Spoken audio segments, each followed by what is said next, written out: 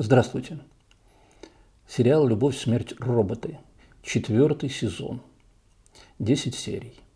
10 великих серий. Я расскажу, о чем этот сериал. Я расскажу и покажу, что это не просто 10 фантастических эпизодов, а это последовательный рассказ, где каждая серия связана с предыдущей и образует цепочку очень строгого повествования, где из песни слова не выкинешь.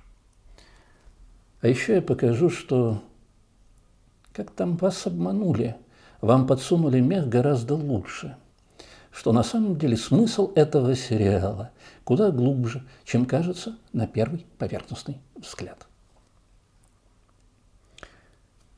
Я воспользуюсь таким приемом, я начну с конца, с 10 серии и пойду к первой. Для чего я это сделаю? Два резона. Во-первых, 10 серий все-таки это такой не быстрый рассказ, и к концу вы утомитесь и захочется рассказывать все быстрее и быстрее, сокращать. А именно 10 серия, она требует того, чтобы бережно к ней отнестись. И поэтому, пока еще вы готовы слушать, я начну с 10 серии. А во-вторых, если я начну сначала, у вас будет все равно все время вот этот вопрос, а зачем это все надо? И когда только к 10 серии выяснится, зачем все это надо, вы можете просто до этого момента не дотерпеть. Мы начнем с конца, и когда мы узнаем, зачем это надо, тогда нам будет интересно отследить возврат к истокам, с чего это все начинается. Итак, 10 серия. Она называется «Ибо он умеет красться». Лондон, 1757 год. Лечебница для душевнобольных. И там поэт. И поэт, он безумен, он пишет поэму, которую требует от него Бог. И как он объясняет, Бог требует, чтобы я сделал ту самую единственно верную поэму, которая раскроет устройство Вселенной. И у него есть кот Джоффри. А вся эта лечебница полна каких-то демонических существ, которых этот Джоффри отлавливает и не подпускает близко к поэту. И вот этот Джоффри – хранитель поэта, и появляется сам сатана. И сатана не может дотянуться до поэта, потому что его охраняет Джоффри, и тогда он предлагает Джоффри сделку. Он предлагает, чтобы поэт написал для него, для сатаны, одну единственную поэму, и тогда он оставит в покое. Джоффри отказывается, тогда сатана побеждает Джоффри. Причем побеждает как? Как и положено с котом, он его берет за шкирку, и тот обездвиживается, замирает. И тогда сатана уже приходит к поэту и шантажирует, что уничтожит этого Джоффри, если тот не напишет ему то, что сатана от него хочет. И тогда поэту приходится согласиться, и он пишет поэму. Он пишет поэму, как требует от него сатана. Сатана вносит правки, сатана комментирует. И вот поэма готова, но еще до того, как она будет отдана сатане, Джоффри бежит к своим уличным котам. Джоффри говорит, что они должны дать сражение с сатане, они должны спасти поэта и спасти этот мир. И тогда вот эти коты, среди которых есть такая малышка, ночная охотница, которая говорит, что они коты потомки древних кошек, которые в свое время убили великую крысу. И вот они планируют сражение, но только эта малышка говорит, что победить-то невозможно практически этого сатану. Но можно лишить его силы. Только для этого надо уничтожить то, что ему дорого, вот эту поэму. А уничтожить ее надо так, чтобы сатана этого не заметил. А для этого необходимо подкрасться незаметно. А потом она говорит о том, что мы же потомки древних ангелов и тоже умеем перемещаться между мирами. И вот коты идут. Для того, чтобы объявить войну сатане, сатана начинает драку и пытается с ними расправиться, но силы не равны. Сатана, конечно же, сильнее. Но в этот момент тот самый Джоффри переходит куда-то в параллельное измерение, и там тихонечко-тихонечко подкрадывается к сатане. И когда уже сатана победил и разметал всех этих котов, в этот момент Джоффри оказывается рядом с рукописью и уничтожает ее. И сатана остается без сил. И после этого восторжествовалась вот эта вот свобода, и поэт говорит о том, что теперь, да, он будет всегда увековечивать этого Джоффри, потому что Джоффри – это тот, кто может бороться с сатаной. И потому что Джоффри – это тот, кто умеет подкрадываться незаметно. Забавный сюжет, но в чем его смысл? В чем смысл? Дело в том, что весь вот то, что называется библейский проект, он крутится вокруг понятия Мессия и второго прихода Мессии. Хотя евреи говорят, что первого, потому что они не считают Христа Мессией. И вот должен прийти Мессия и должен спасти этот мир. И есть библейские тексты, где описано, как это будет происходить, что при этом. Эти тексты есть в Ветхом Завете, есть в Новом Завете. В Ветхом Завете это книга пророка Иезекииля. И там описано, что когда придет Мессия, и вот тут вот в руку выплывает, что в этот момент окажется, что есть некий Гог и Магог. И когда придет Мессия, эти Гог и Магог встанут на войну и начнут воевать. И во время этой войны все погибнут. Но только смерть их не будет напрасна, потому что она и послужит как раз возможностью Мессии доказать свою истинность. И что потом будет сделано специальное кладбище рядом с морем, долина Гога, где будут захоронены все погибшие, которых будут долгие годы еще собирать и хоронить там, на этой долине Гога. Обычно трактуют как, что Гог и Магог – это те, кто придут бороться против Мессии. Ну, потому что если он придет, понятно, что люди должны к нему броситься с распростертыми объятиями, кто-то должен быть против, ну, видимо, какие-то злодеи. Вот, видимо, Гог и Магог и есть те самые злодеи. Но только в самом библейском тексте ни слова нет об этом. А есть только о том, что вот эти Гог и Магог, они захватили беззащитные земли, и встанут они на эту войну и начнут воевать, и все погибнут. Речь идет о том, что когда придет Мессия, настоящий Мессия, люди его не воспримут, и люди его не узнают, потому что то, что он будет им говорить, будет абсолютно не то, что они хотят услышать. И тогда станут на войну аллегорические произведения, которыми заполнен весь мир, которые давно уже этот мир захватили. И эти аллегорические произведения – это и фильмы, и книги, и сериалы, все, что нас окружает, это человеческая история. «Любовь, смерть, роботы» – этот сериал, это один из них, один из воинов армии Гога и Магога. А почему Гог и Магог? Кто такие Гог и Магог? Почему такое хитрое название? Гог на иврите – плоская крыша, а Магог – из плоской крыши. То есть кто-то плоская крыша и из плоской крыши встанут на войну. Что за армия такая? У любого аллегорического произведения есть буквальное понимание – плоская крыша, которая его закрывает. А есть тот аллегорический смысл, который из плоской крыши. Кстати, это и отсыл к устройству мозга, потому что кора мозга имеет верхний уровень, крышу, плоскую крышу, где горизонтальные слои нервных волокон, которые передают сигнал, как он есть, если так можно сказать, вот создавая области, где все понятно и однозначно. А есть проекционные волокна, ассоциативные пучки волокон, которые переносят сигналы уже в другие контексты, где они приобретают иной смысл. Из плоской крыши появляются вот те самые аллегории.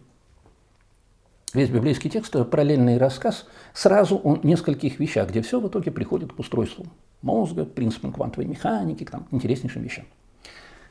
Возвращаемся. И вот среди всех этих котов, а почему коты, почему котики, почему малышка ночная охотница? Потому что аллегорические произведения, мы их так любим, они нам так нравятся. Мы готовы сидеть, умиляться, говорить, ах, надо же, как это здорово. Мы столько проводим с ними времени, как и с котиками, которыми мы умиляемся, с которыми мы проводим много времени, играемся, и которые везде и всюду, мы даже их уже не замечаем, мы просто живем вместе с ними. Вот это и есть те самые коты, которые охотятся на нас в аллегориях ночью. И вот эти произведения имеют одного еще особенного кота – Джофри. Это и есть библейский текст. Это и есть свитки, на которых этот еврейский текст изначально был написан. Это я про Ветхий Завет. Вот этот текст, смысл этого текста – это и есть тот, кто должен подкрасться незаметно. А подкрасться незаметно он должен к произведению, которое сделал дьявол, сатана. Весь фокус в том, что библейский текст – это одновременно творение Бога и создание дьявола. Когда ты читаешь его буквально как есть, это то, что написал сатана. Но когда ты понимаешь тот смысл, который за ним стоит, это поэма, написанная Богом, где рассказано все об устройстве Вселенной. Вот именно то, что и писал этот поэт. А то, что это так в самом мультфильме, когда дьявол, сатана берется посмотреть, что же написал поэт, он говорит, что да, все прекрасно, но только нельзя рифмовать любовь и голубь. Love, dove по-английски. Любовь и голуби, да? Нельзя рифмовать любовь и голубь. А почему нельзя рифмовать любовь и голубь? Да потому что Бог есть любовь. Это мы все знаем. А еще одновременно Бог – это есть голубь. Так аллегорически принято называть его. Когда Христос, Иоанн Креститель, делает вот это крещение, появляется ангел в виде голуби и говорит, что это сын мой возлюбленный. И поэтому, когда все время говорят «Мессия Христос», все время изображают того самого голубя. Это, кстати, тот же голубь, которого Ной выпускал из ковчега, который символизирует вот тот самый контекстный перенос, переход из одного контекста в другой. Вот поэтому, когда удается встретить два контекста, в которых аллегория встречается со своим буквальным пониманием, это любовь. Нельзя рифмовать любовь и голубь, говорит сатана. Но это, возможно, вас не убедит. Скорее всего, не убедит. А вот следующее, что он говорит. Да, мне понравилась ваша первая ссылка на эссе о человеке. Но повторное упоминание выглядит уже вторично. Что это такое? А все проще простого. Библейский текст, первая же книга, начинается с сотворения мира. Первая глава – сотворение мира, где на 6-й день сотворение человека, эссе о человеке. А потом 2 глава. И во 2 главе опять сотворение человека. А от этого удивляются все и спрашивают, как же так, почему вдруг 2 сотворения человека? Но ровно об этом и говорит сатана. И тут же сразу говорит, у тебя опять эссе о человеке. Вот это повторение. О библейском тексте идет речь. Именно о нем. И вот возвращаемся к истории. То, что нам только что продали с котами, это на самом деле история прихода Мессии. История Гога и Магога. Когда для того, чтобы понять, для того, чтобы окончательно понять, что же происходит, надо взять и разорвать, уничтожить этот библейский текст. Уничтожить его – это значит понять, что же там внутри. И в этот момент, когда мы поймем аллегории, которые стоят, мы уничтожим буквально написанное, и мы уничтожим того самого сатану. И для этого нам надо, чтобы была армия Гога, армия аллегорических произведений. И кроме этой армии аллегорических произведений должен быть главный Джофри. Кстати, переводится «Бог-мир», «Бог мира» или «Бог-примиритель». А примиритель – это один из эпитетов Мессии. Так называется смысл. Представьте себе текст. И в этом тексте каждая его часть, каждая фраза, каждое слово может содержать разные смыслы. То только когда ты находишь настоящий правильный смысл, он примиряет между собой все разрозненные части. Смысл – это и есть вечный примиритель информации. Когда разрозненные куски вдруг сложились в одно осмысленное повествование с единым смыслом, а не с разными кусочными. И, кстати, вот эти отдельные, не связанные с остальными смыслы принято называть крысами. Отсюда, кстати, и вот это крысятничать, воровать у своих. И вот именно этих крыс в самом конце мультфильма и ловит Джофри.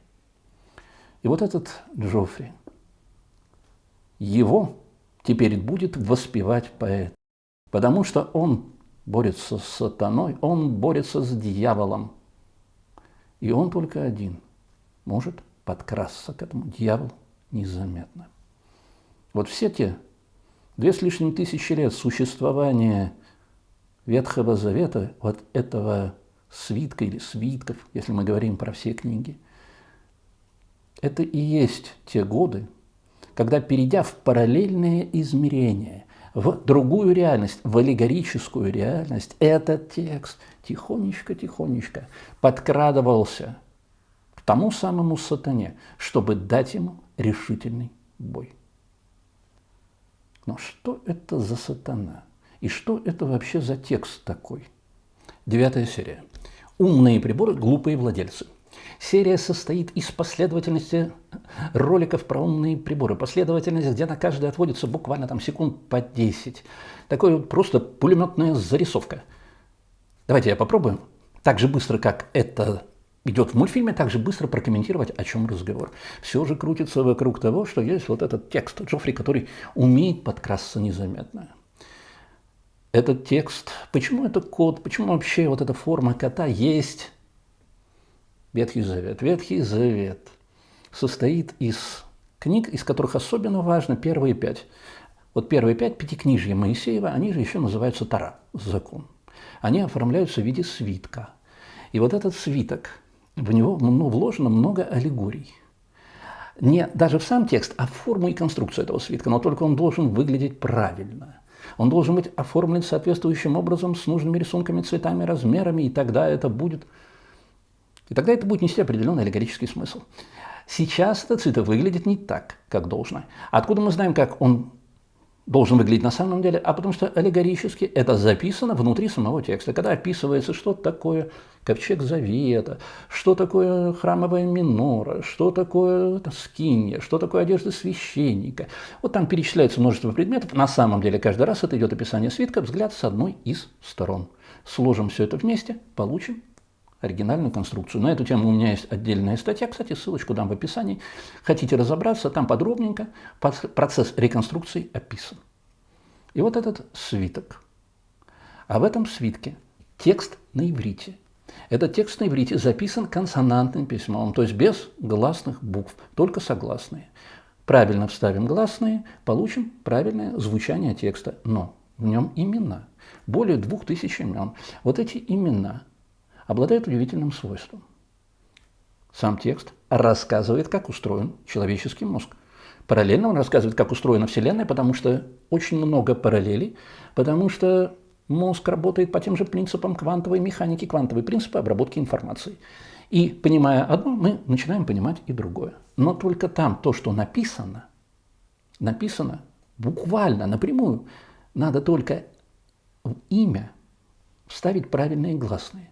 И тогда это имя, как программирование, название переменной, которое отражает суть того, что эта переменная делает. Вот точно так же каждое имя, если правильно вставить гласные, начинает, как название переменной, говорить, о каком явлении идет разговор. И это не нарушается на протяжении всего текста. Правильно вставим, правильно получим. Поэтому очень много вопросов всегда идет в аллегорических произведениях относительно правильной огласовки. Неправильно назвали имена, все.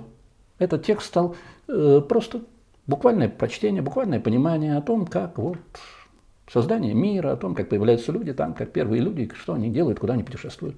Ставим правильно, и текст начинает звучать совершенно по-другому. И вот именно этот текст, это и есть умные приборы. А читают этот текст люди, которые не понимают, что там в этом тексте. Это и есть глупые владельцы. А теперь о приборах. Первый прибор – это умный термостат. Он все время жалуется, что два владельца. Он и она. Один хочет одну температуру, та хочет другую температуру, и они все время крутят. И он сожалеет о том, что как же они до сих пор не могут понять, что вообще-то он многозонный, и что можно выставить температуру для каждой зоны отдельности. Этот текст аллегорический. В этом тексте разные уровни прочтения. По-разному ставим гласные, разный уровень получим.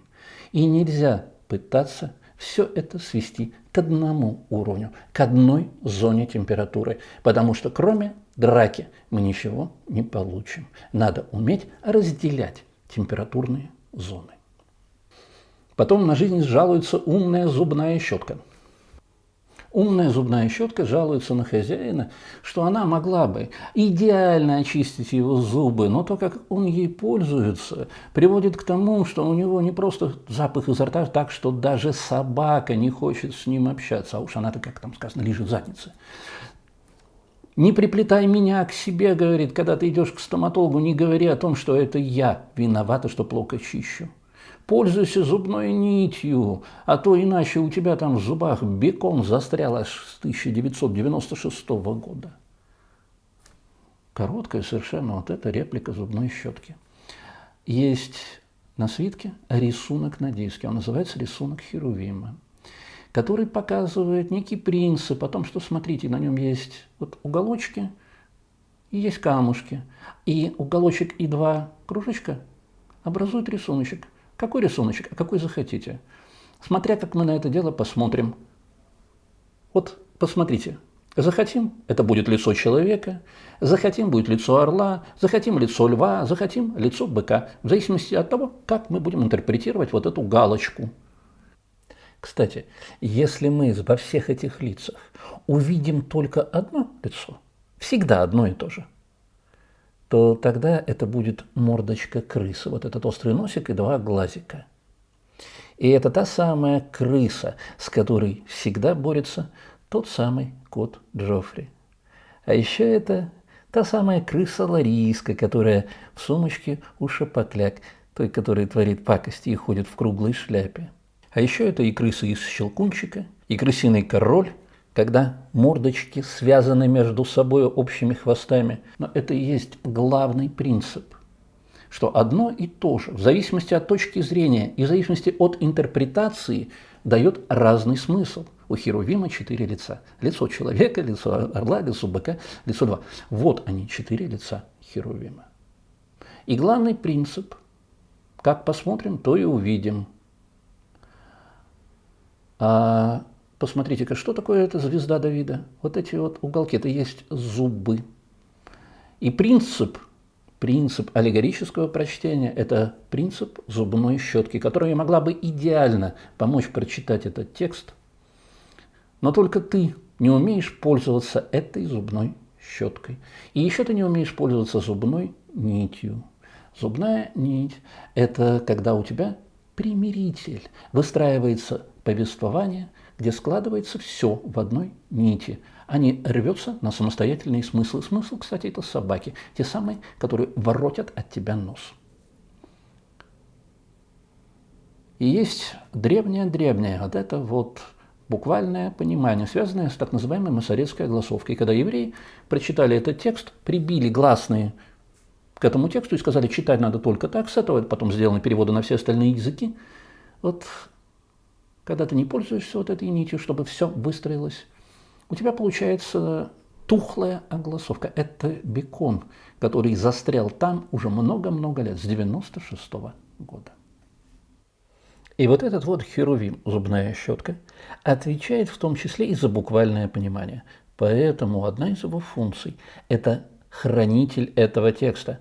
Это охранная система, потому что буквальное понимание – это самая лучшая защита от того, чтобы спрятать смысл, который там внутри. И вот умная охранная система. Один глазик, один луч света, одно направление взгляда – это и есть символ прямого понимания. А дальше прекраснейший текст. Эта охранная система жалуется на то, что как же она не поймет, что 1, 2, 3, 4 – это не пароль. Эта система говорит, что я вижу наркоманов, которые только и ждут, когда она уйдет из дома, чтобы зайти. И как вы думаете, что они наберут? Какой код? А потом эта охранная система шутит. Надеюсь, они заберут меня с собой. Те, кто приходит в этот текст и читают его как наркоманы, они забирают оттуда только прямое понимание, только вот этот глазик. А дальше умный ионизатор воздуха, который жалуется о том, что хозяин не понимает сути этого прибора. Моя задача ионизировать воздух, а не очищать его. Он говорит, что хозяин ест слишком много чечевицы, и из-за этого стоит такой удушливый запах, выделяются газы, с которыми справиться ионизатор не может. И что все это, не дай бог, зажги свечу, приведет к взрыву. Есть в этом тексте так называемый матрис лекционис, матери чтения. Текст консонантный, согласные буквы, но некоторые согласные используются как пояснение для правильного чтения гласных. Только части гласных, далеко не всех.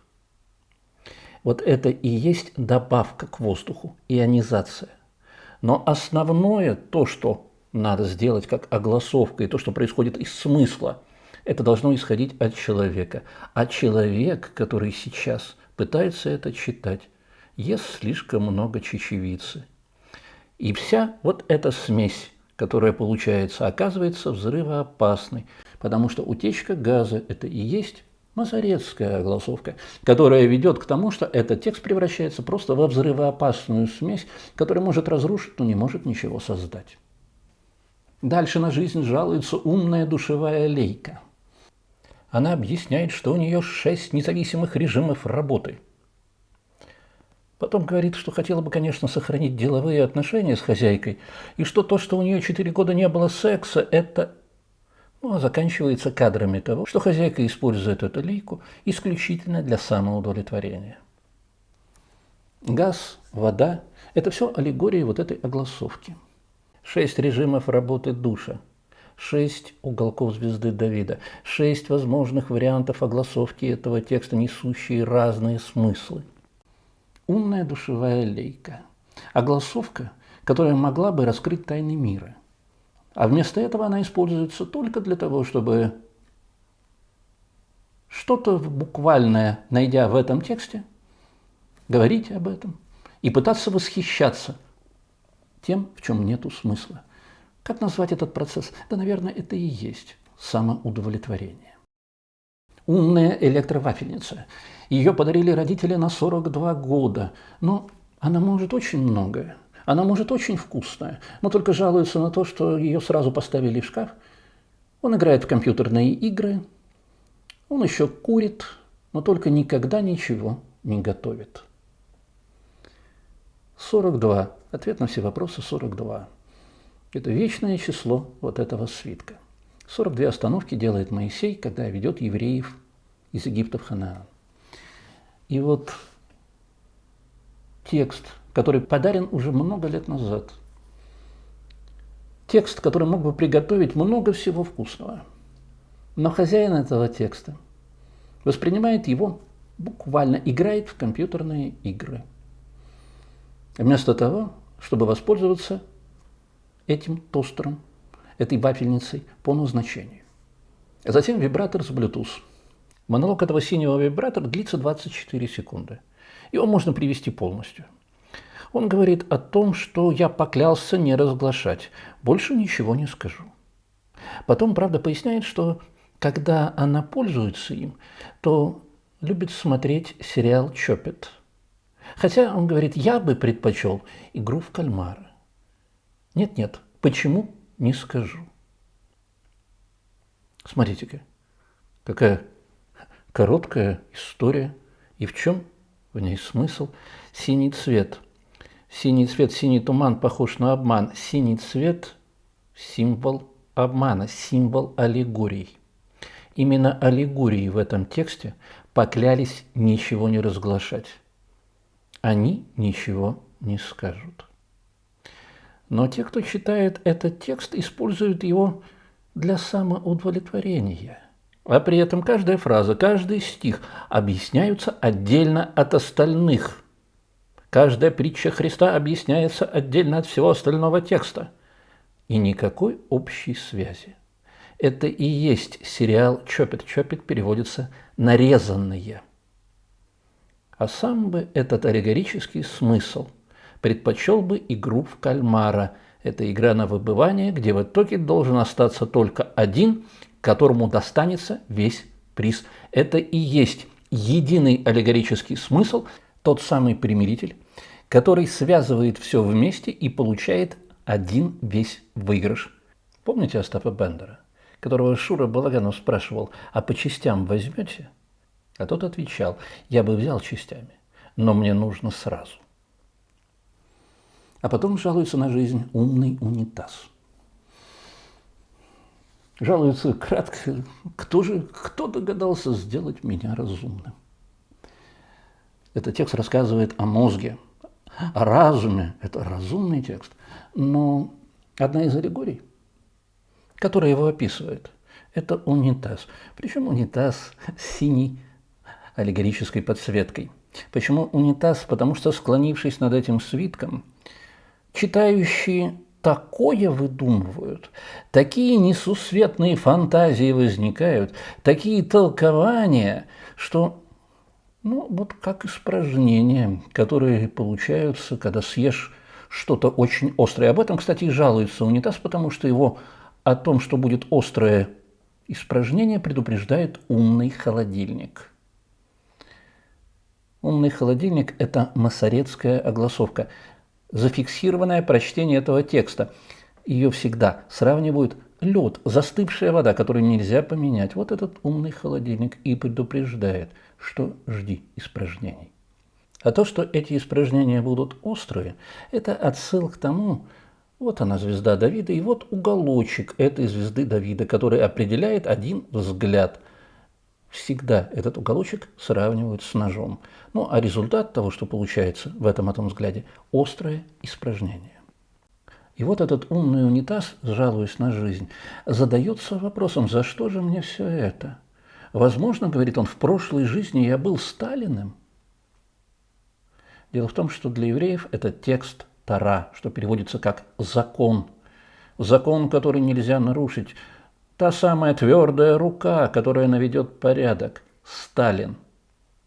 И как следствие простого, понятного всем и всегда неверного объяснения, те беды, которые испытывает унитаз, вот он и выгребает, потому что он Тора, он закон.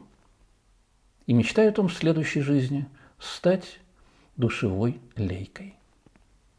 Но еще этот текст – это источник вдохновения для всей аллегорической литературы, которая пересказывает то, что там, только немножко, каждая по-своему, каждая в своем сюжете, но один и тот же рассказ об устройстве мозга. Он настолько богат, что оттуда можно, посмотрев под разными углами, увидеть все, что захочешь. Все сюжеты мировой литературы, все следуют оттуда. Поэтому следующий, кто жалуется на жизнь, это кошачий туалет, который говорит, что тебе-то, унитаз, еще повезло. А котики, как вы помните, это и есть вся окружающая нас аллегорическая литература. И дальше 8 серия. Как Зик стал верующим. Кто такой сатана? О каком сражении вообще идет разговор? Если мы поняли, что есть некий библейский текст, то с кем же он борется? Неужели с самим собой, со своим прямым прочтением? 8 серия. О том, как бомбардировщик Liberty Bell, колокол свободы, должен в одиночку пробраться во Францию, где церковь. В этой церкви идет жертвоприношение всех священников, всех религий, для того, чтобы вызвать какого-то демона, старого, спящего. Ритуальное жертвоприношение. И вот этот падший должен появиться для того, чтобы послужить фашистам. Именно фашисты делают это жертвоприношение. Они хотят вызвать этого падшего, чтобы завоевать весь мир. И этот падший, когда является, а церковь бомбардировщику удается разбомбить. Но только этот падший успевает появиться и вступает в сражение с экипажем этого бомбардировщика. В чем смысл серии? Этот бомбардировщик отправляется один без прикрытия, как говорится в начале серии, в надежде, что в одиночку он сможет подойти к тому секретному объекту. Так это и есть тот самый Джоффри, который умеет красться. Только теперь понятно, что тот сатана, с которым ему предстоит сразиться, это и есть фашизм. И назван этот бомбардировщик в честь правильной огласовки. Огласовка, правильная огласовка. Liberty Bell, колокол свободы. Вот это правильное понимание текста должно сразиться ни много ни мало с фашизмом, который на самом деле подвесил все религии, и который который из них делает себе монстра. И кто такой этот фашизм? Ради чего это сражение? И вот это, наверное, самый важный вопрос во всей этой истории. Дело в том, что люди постоянно стремятся ко всему хорошему, правда? Ведь мы же все за все хорошее против всего плохого. Но только первый же рецепт, который приходит в голову, как сделать все хорошо, давайте мы четко запишем, что есть хорошо. Давайте определимся, давайте запишем правилами, что есть хорошо. А все, что не есть хорошо, все плохо. Затем оставим только хороших людей, а плохих людей мы всех изолируем. А в крайнем случае, если они будут сопротивляться, убьем. И давайте мы заживем счастливой жизнью, ориентируясь только на все хорошее, на все доброе, на все человечное. А кто решит, что хорошо и что плохо? А кто решит, что добро, что зло? Так, а мы и решим, потому что мы добрые люди, мы знаем, мы это возьмем и запишем, мы это определим, мы определениями все вот отрегулируем. То, что определение не работает, люди не верят. Они кивают головами и говорят, нет, просто это плохие определения не работают, а хорошие-то работают. Попытка людей добиться счастливой жизни, выстроив границы, построив рамки, запретив за эти рамки выходить, объявив врагами всех тех, кто там, у кого другие взгляды, какое-то другое мнение отличное от нашего, наше же верное. Это и есть попытка замкнуться в рамках фашизма. Откуда происходит слово фашизм? Фаши, веник, связка. Так римляне называли ритуальный инструмент, с которым ходили ликторы, бывшие рабы. Они ходили вот с этой связкой, которая с красной ленточкой была. И это было некое такое символическое оружие. Внутри города оно было без лезвия, выходя за город надо было тогда еще и лезвие вставить. Убивается все, что выходит за границы. Вот это и символизировало одну точку зрения, один контекст, одну систему определений, которая пытается сделать счастливым весь мир. Все то, что выходит за рамки, все должно быть уничтожено, потому что оно чуждое и враждебное. Мы правы, все, кто не с нами, те против нас. Вот это и объявил в свое время Муссолини. Потом это все сказал Гитлер, объявив Муссолини гением. И дальше вы эту историю знаете. Вот это и называется фашизм. А все остальное вторично. Определение может говорить о том, что, смотрите, есть одна единственная верная раса. А определение может говорить, что, смотрите, есть одна единственная верная религия. Но это все, опять же, вторично, и раса, и религия. Главное, одна единственная точка зрения, которая декларирует свою непогрешимость, верность, а все остальное рано или поздно должно быть либо уничтожено, либо подчинено этой одной точке зрения. И вот как это связано с библейским текстом? А он рассказывает текст об устройстве мозга, который работает с реальным миром. И должен все его многообразие, бушующее многообразие понять, найти в нем смысл. А как найти смысл? А для этого нужны разные точки зрения. И кора мозга – это огромное число контекстов, участков, в которые каждый работает, как своя отдельная точка зрения. Одну и ту же информацию рассматривает каждый участок со своей позиции. И где-то оказывается самое удачное толкование того, что сейчас происходит. Это и становится тем смыслом, который мы в этом нашли. Но потом та же самая ситуация. Формально вроде все то же самое. Маленькая деталька что-то поменяла. Или предыдущий контекст изменил. И мы уже теперь другую точку зрения должны принять как лучшее для того, чтобы найти смысл информации. Так работает мозг. И так мозг позволяет нам все время искать смысл. Не сводить все к определениям. Потому что любая догма – это моментально уничтожение всего на свете. Это уничтожение свободы, это уничтожение смысла, в первую очередь смысла, потому что ни в коем случае нельзя подменить смысл системы определений. Разные точки зрения. И все время конкуренция этих точек зрения. Все время конкуренция. Никогда не будет одной главной точки зрения. В каждой ситуации своя может оказаться наилучшей. И сложные механизмы, которые управляют этим для того, чтобы это все дало именно идеальную работу поиска смысла. Попытка отказаться от этого – это попытка замкнуться в рамках фашизма. И вот вся беда в том, что этот текст, если бы он был понятен преждевременно, ну, например, если бы Гитлер вдруг понял, о чем библейский текст, а это полностью противоречит всем установкам, которые строились фюрером, что бы он сделал с этим текстом? Да как и с остальными книгами, которые ему не нравились. Да сожгли бы все эти Библии, и не осталось бы у нас этого библейского текста. Поэтому для того, чтобы бороться с фашизмом, надо сделать текст аллегорический, который, воспринимаясь буквально, сам будет главным фашистом. Притворись фашистом, и ты сможешь победить фашизм. До поры до времени тихонечко подкрадываться, чтобы в нужный момент уничтожить. Само название серии двусмысленно и уже сразу подсказывает ответ. Смотрите, как Зиг стал верующим, религиозным. Или по-другому, как Зиг получил религию. А Зиг – это один из членов экипажа этого бомбардировщика. Вот он. Он не верит ни во что, ни в черта, ни дьявола в начале.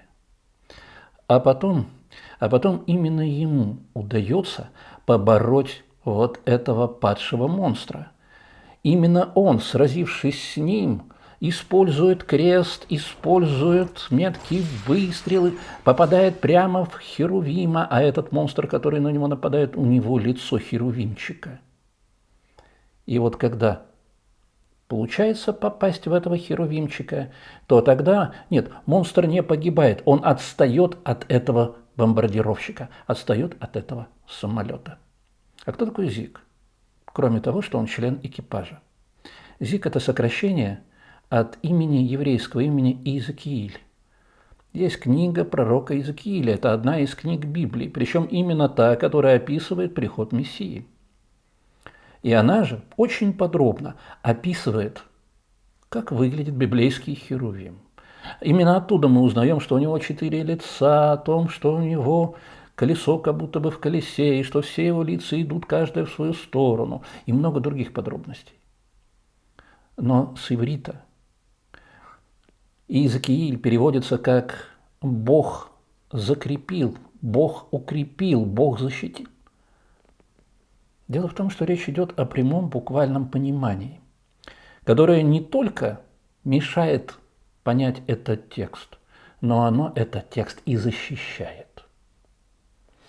И неверующий Зиг и Иезекииль – это буквальное понимание, когда приходит фашизм, который хочет уничтожить этот текст, этот бомбардировщик, то сразиться с ним по-настоящему удается только буквальному же пониманию, которое выступает щитом и защищает этот текст от уничтожения. Ровно то, о чем мы и говорили.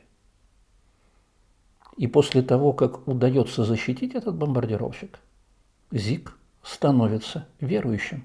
Он забирает крестик погибшего товарища и забирает его молитвенник. Вот она, религия. И разговор-то о том, что сама религия создана ровно для того, чтобы защитить этот текст, но защитить, прикрывшись буквальным пониманием. А теперь давайте соберем вместе весь сюжет. Бомбардировщик получает приказ лететь и бомбить храм, который находится во Франции, где происходит какая-то чудовищная месса. При этом ими управляет некий бухгалтер, который один только имеет определенный прибор и может определить точное время, когда необходимо совершить атаку. Прокравшись туда, этот бомбардировщик все-таки уничтожает храм. Но на обратной дороге сталкивается с тем, что падший, который оттуда вырвался, пытается уничтожить этот самолет. Зиг, один из членов экипажа, смог отогнать этого монстра, после чего стал верующим. И бомбардировщик, хоть весь и изранен, продолжает свой полет. Так это рассказ о втором приходе Мессии. Спустя где-то 40 лет после прихода Иисуса разрушается Великий Иерусалимский второй храм. Это и есть вот эта бомбежка церкви. Храм-то разрушается, но только фашизм никуда не девается. То, что пришел и сделал Христос, разрушила, по сути, Ветхий Завет. Разрушила, потому что с Новым Заветом люди стали воспринимать. Появился Новый Завет, ну, значит, старый уже не актуален. Разрушен старый храм. Но это разрушение аллегорическое. Это когда текст, который Христос пришел и пытался объяснить, опять становится непонятным. Вокруг него выстраивается религия, храм разрушен. Но, тем не менее, это разрушение позволяет этому тексту сохраниться. Это и есть тот самый бомбардировщик, который теперь, отогнав этого демона фашизма, возвращается обратно на базу. И когда он прилетит, это и будет второе пришествие Мессии. И все это библейский план, проект, где все рассчитано до секунды. Вот он, бухгалтер, видите, у него за спиной висят часы. Он один знает ту секунду, когда должна быть сброшена бомба.